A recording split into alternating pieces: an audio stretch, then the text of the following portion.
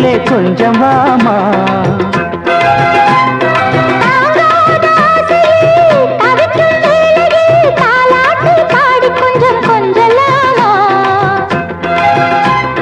சேலை கட்டும் நந்தவனம் நீயா, செம்பருத்தி பூவுக்கு நீ தாயா.